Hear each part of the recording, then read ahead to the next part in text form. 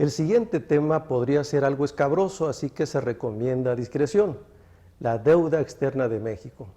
Y es escabroso porque es una deuda impagable que usted, yo, nuestros hijos, los hijos de nuestros hijos y los hijos de los hijos de nuestros hijos estaremos pagando. Vamos, nunca se terminará de pagar.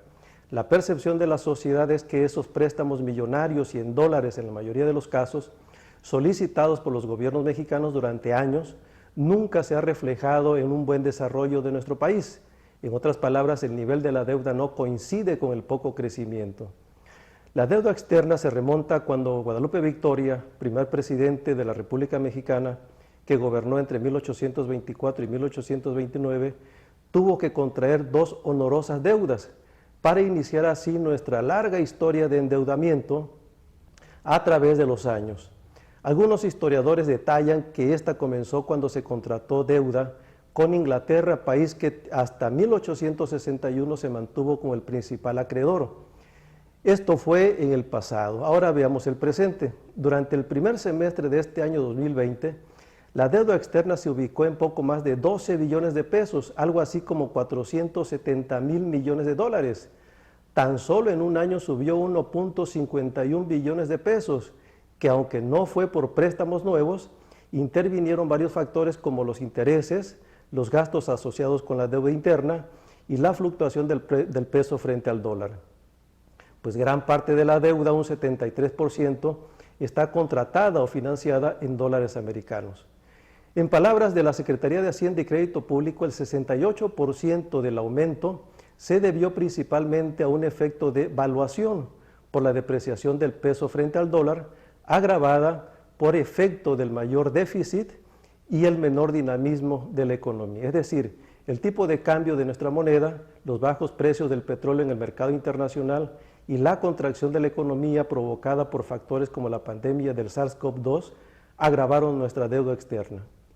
En la historia de esta deuda, el más alto endeudamiento se registra en la administración del presidente Enrique Peña Nieto, entre 2012 y 2018, cuando se incrementa de 5.64 billones de pesos a 10.38 billones de pesos, es decir, pasó de unos 349,000 millones de dólares a unos 453,000 millones de dólares, según cifras del Banco Mundial. La pregunta es, ¿a dónde fue a parar todo ese dinero? ¿Cuántas personas se beneficiaron con ello? ¿Qué provecho sacaron los acreedores?